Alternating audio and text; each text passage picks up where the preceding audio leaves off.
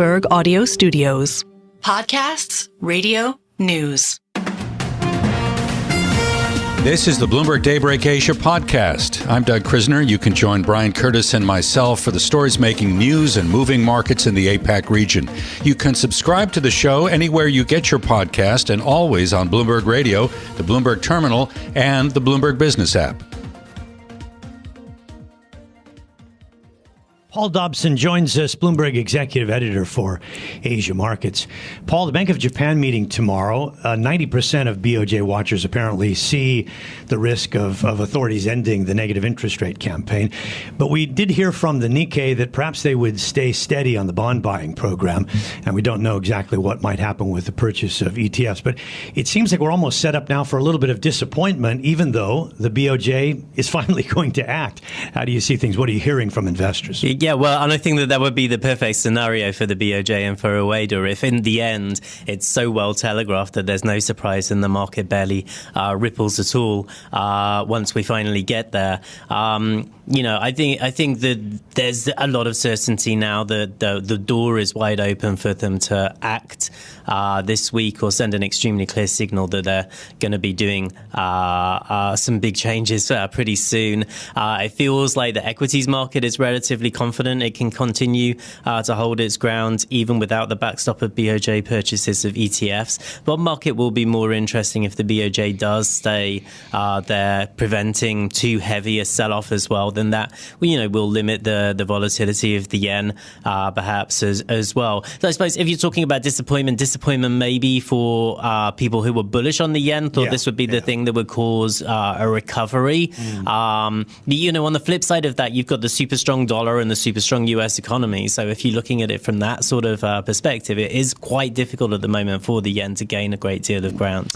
Do you think that it was the wage information that we had Friday from the largest umbrella group of trade unions in Japan that kind of was created the tipping point here? Or do you think that there was just a preponderance of data that was, even before that wage data came, that was kind of indicating that it was time for the BOJ to move?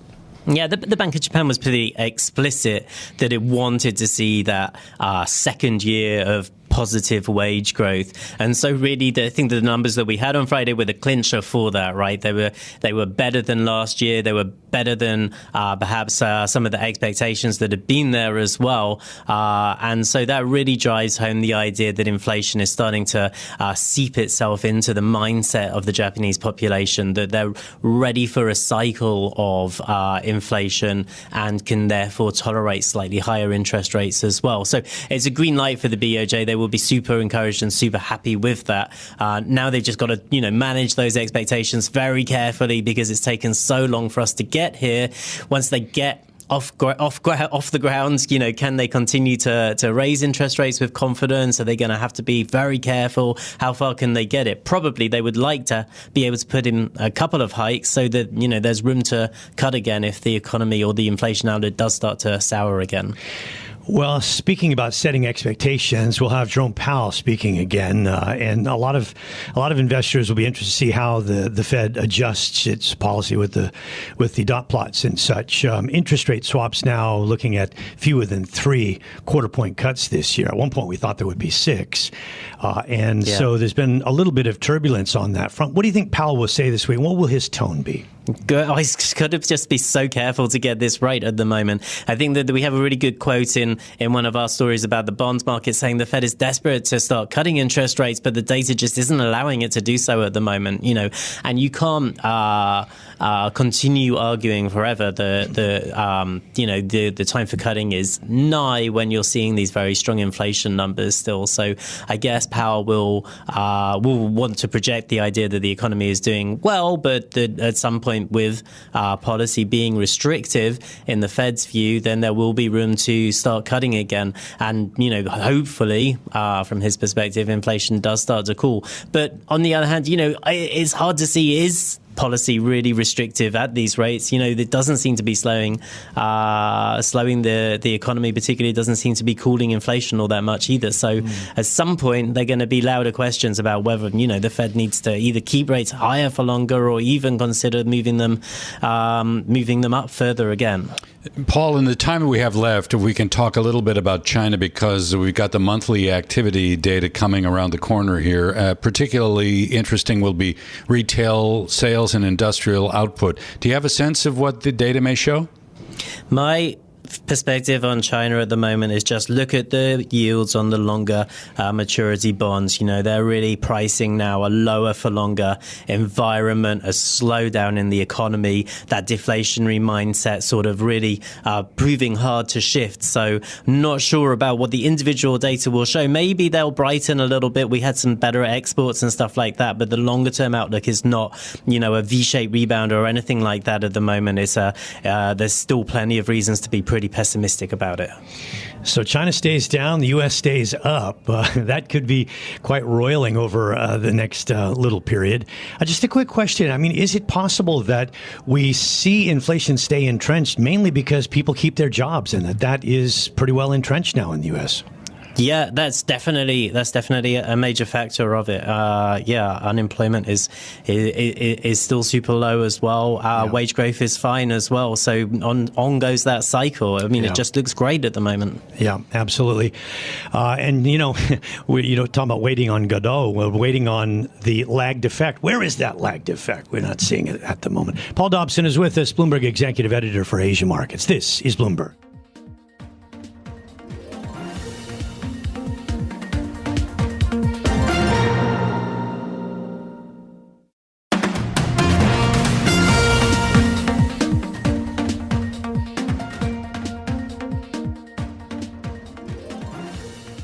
Our guest is Jeanette Garretty, Managing Director and Chief Economist at Robertson Stephens, with us to take a closer look at markets. Well, we can talk about, we had a guest on earlier saying that the equity risk premium was way too low at the moment, and there's just too much optimism in equity markets. Of course, it has been a successful strategy over the past 4 or 5 months, and investors have stuck with it, but that doesn't mean it will continue in the future. So, Jeanette, I know you're an economist, and you probably don't focus as much on equity markets as you do on the broader macro picture. But does he have a point? Yeah, he does have a point in this sense, I think. Look, and I'm optimistic for reasons we can discuss in a little bit about, you know, why equities are a sensible play. I think it has a lot to do with where I see the economic cycle right now. But there is a lot of optimism in the sense that, like, people not thinking that something can still go wrong. That's the kind of optimism that makes me uncomfortable. There is an awful lot going on in this economy. There's still stuff to play out from the Fed policies of the last year and a half. Interest rates are still relatively high. Not the full effect of that has not yet been felt, and consumers are always, a question. Are they going to surprise you? They could surprise us in the next couple of months. So I'm optimistic over the long term, but I think this general sense, like, hey, we got a soft landing, there are no problems, off to the races. I think we need to be more considerate about that. So, Jeanette, where is commercial real estate on your list of potential problems? Commercial real estate's always on a list of potential problems, you know. And what do we really mean? It's a huge market. There are so many different facets of it. There are so many different geographies to address. I'll tell you where this really comes home to roost is really not so much just in the commercial real estate side, but on the regional banks and financial system at large. There's no indication that this is not a manageable issue, but the fact that there's still properties that are under stress because of interest rates and possibly difficulties in getting refinanced, and that means stress for bankers. Stress for bankers is not a happy situation. Stressful bankers are sometimes then not happy in giving loans to other people. So, you know, I think there's still more of that to come. The blessing has been the refinancing cycle in commercial real estate is a very long one, meaning there's a lot of different properties coming up for refinancing at different times. And so it stretches out the problem, but it also makes it more manageable.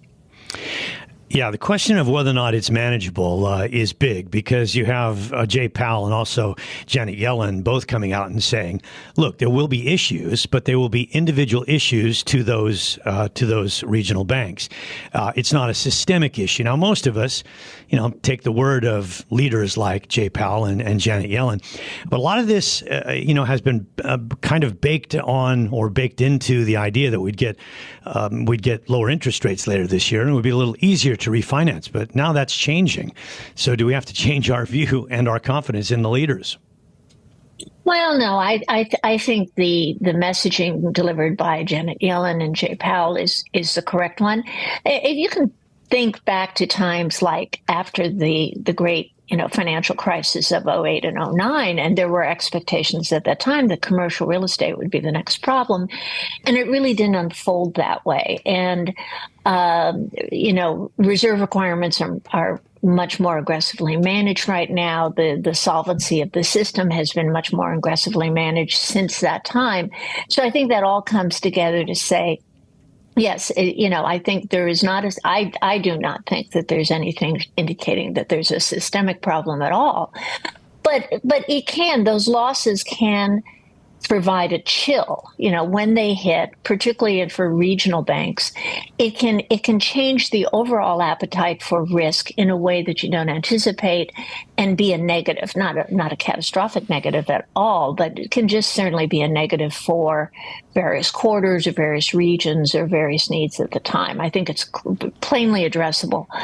By the way, I do think that interest rates will fall later in the year, and that will be of considerable assistance. So domestic politics, one of the risks as well, I would imagine. Jeanette, I can give you 60 seconds, and let me just highlight a headline from a story on the Bloomberg terminal.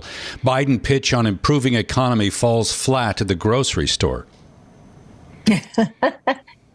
Hey, listen, my mother used to tell me, you know so much about inflation, and then she would quote me the price of a head of lettuce. The price of a head of lettuce does not determine the overall level of inflation, but there are price pressures there. I think it's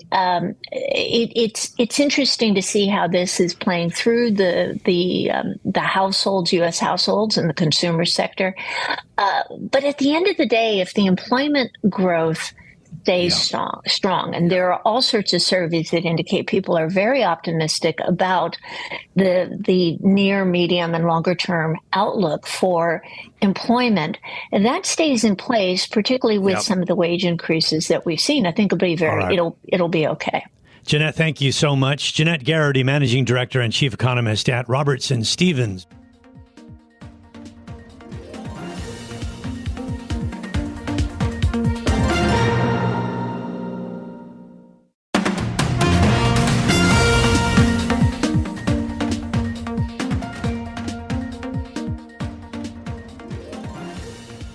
James Abate joins us, Managing Director and Chief Investment Officer at Center Asset Management. James, last week was a big week. We had a huge spike in 10-year yields, and it seems like the bond market now is finally coming around to the Fed's projected path on rates. Interest rate swaps now reflecting fewer than 3 quarter-point cuts this year, and that's a long ways away from the 6 that we were expecting anyway. So I'm wondering how you are embracing this change and how you see the path forward. Well, I think the Fed seems handcuffed by this persistence of inflation. The talk of a June or even a July cut is increasing in uncertainty. And, how that relates to, other asset classes is that when you look now at the relationship between stocks and bonds, which can be expressed by a forecasted equity risk premium. And again, to explain to people, a risk premium is just the attractiveness of stocks versus risk-free treasuries. It's at the lowest level that we've seen, even that below that that preceded the global financial crisis, as low as it was back in early 2000. And, even in a more rudimentary kind of valuation metric, the PE on the S&P 500, the equal-weighted S&P, is about 24 times. So the market itself, in terms of how the ramifications of this play out to other asset classes, is that it implies either a very significant drop in interest rates or a significant acceleration in earnings. And I don't think the drop in interest rates is going to happen anytime soon. So what do you make? Let's look at NVIDIA. I mean, you highlight in your note some of the Magnificent Seven that you've been watching, but let's talk about NVIDIA. Over the last 10 weeks, this stock is up nearly 85%. I think we've been up for 10 straight weeks if you look at it on a weekly basis. The company will, beginning on Monday, launch a developers conference. I think it's going to take a lot of very upbeat news in order to drive this stock even further. Wouldn't you agree? Agreed 100%. And NVIDIA, we could sit here and talk about how much it's gone up, but the reality is when you look at where we are in terms of NVIDIA and some of the other Magnificent Seven stocks, I mean, it may sound ironic, but investors are seeking safety. And usually investors seek safety until it's obvious that the whole market's at risk. Whether it's the Nifty 50 in the 70s, the blue chips like Coca-Cola and GE in the 97, 98 environment, Cisco, Intel, Yahoo back in 2000. But if you look at NVIDIA in particular, markets follow earnings. And when you look at the aggregate Magnificent Seven, NVIDIA being the biggest contributor, they accounted for approximately 100% of S&P 500 operating earnings growth, which meant that the rest of the market actually had negative earnings growth in the first quarter of 2024. So if you think that markets follow earnings, the reality is earnings are going to follow economic growth. And this is where there's a big disconnect, because I think if you look at top-down indicators, a lot of strategists looking at PMIs and leading economic indicators feel that there's a bottoming and early signs of some kind of pivoting higher on the horizon. But when you look at kind of the negative view, we're at a critical juncture because the top-down information doesn't reconcile with the bottom-up, meaning that there's very little sales growth. Margins are rolling over from elevated levels. Asset efficiency is moving lower, which means returns on equities are moving lower. So I think people are going to seek safety in names like NVIDIA until essentially NVIDIA starts to show cracks like other high flyers have in the past. But it's very difficult to sit here and feel that there's further upside in the stock at this point in time. Yeah, investors were somewhat distracted by the earnings. I mean, perhaps your take is accurate that they were a little too bullish on that, but that distraction is now gone because the earnings season is basically over. Do you think that now it gets a little rougher here in the stock market because people will focus more on the Fed and rates and inflation being sticky? Agreed 100%. I'm quite negative at this point in time. I think we have an environment where we go sideways at best, with the potential that there's significant move down in markets. And as I talked about, with regard to everything priced for perfection, with regard to equities, you can make the same argument with regard to corporate credit. So I think speculation is rampant, right? Cryptocurrencies, ETFs, zero-day options. I mean, it's a global phenomenon, right? India, right? We see derivatives trading in India up 150%. And in fact, Indian derivatives are 80% of global option contracts at this point in time. So I think when you look at, just like the Dow 36,000 book in late 1999 argued that stocks are no riskier than bonds and the equity risk premium should be zero. There's a lot of academic papers that are being widely discussed that argue for 100% equity allocation right now. Very interesting. In fact, they say that you should lever it up, your equity exposure, if you're a young person like a home. Very, very, very top of the market when you think about the anecdotal information. But again, the fundamentals are all pointing to not a broadening out of the overall economy and the overall stock market earnings picture, but in essence, a environment where we have not had an acceleration in economic growth, a lot of policy uncertainty, margins, asset efficiency all turning negative from recent highs. None of that bodes well for a stock market outlook. So Brian was mentioning a moment ago the fact that the market has now pretty much aligned itself with the Fed's thinking in terms of the forecast for interest rate cuts this year. I think the Fed was predicting in 24 3 separate 25 basis point rate cuts. But from what I'm hearing you say, Jim, it seems like there's a risk that we could even get more rate cuts. Yes, exactly. In response to a deteriorating environment. And I think if you look at, the information from the economy, I mean, there's a lot of information that's anecdotal. IRA hardship withdrawals are spiking higher. Capacity utilization is deteriorating, which is a very bad thing for capital spending. Even more so when you look at the labor front, which has really been the point of strength. There's been incredible discrepancy between the household survey and the payroll survey. In fact, we've never had such a large difference. In fact, the difference between the household and the payroll survey was, 1.1 million in December and 800,000 in January. That has only been a sign that there's been a significant aberration, and typically this divergence indicates a weakening job market, which is really what people have been holding their hat on in terms of the economy remaining buoyant. Let's talk a little bit about the Bank of Japan, because tomorrow is going to be a big day. What we've been saying, the latest is, at least from the Nikkei, is that they will finish off with negative interest rates, but they'll keep the YCC program in place in order to tamp down the volatility a little bit. Is that what you're expecting, and what might the consequences be? Well, when you look at the other developed market areas, right? I mean, the EU and the U.S. all have positive real rates, and Japan is definitely the outlier, and we've seen that with where the yen is trading. I'm not so convinced yet that Japan is ready to abandon its negative interest rate policy. In fact, I think one of the biggest surprises that you could see going forward is a significant spike of the yen through the 150 level. In fact, back to levels that may have been consistent with the environment back in the late 1990s. So I think we could see a very significant shock at some point as a black swan event occur because of such a consensus at this point in time that Japan is going to basically get itself out of this negative interest rate policy, stabilize the yen.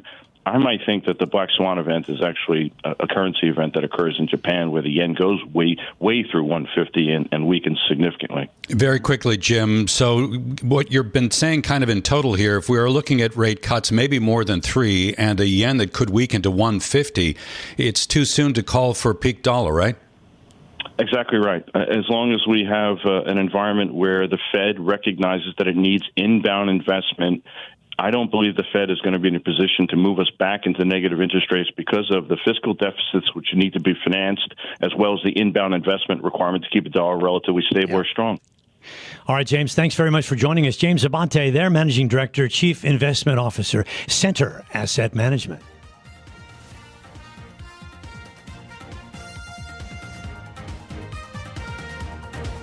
This has been the Bloomberg Daybreak Asia podcast, bringing you the stories making news and moving markets in the Asia Pacific. Visit the Bloomberg Podcast channel on YouTube to get more episodes of this and other shows from Bloomberg. Subscribe to the podcast on Apple, Spotify, or anywhere else you listen, and always on Bloomberg Radio, the Bloomberg Terminal, and the Bloomberg Business app.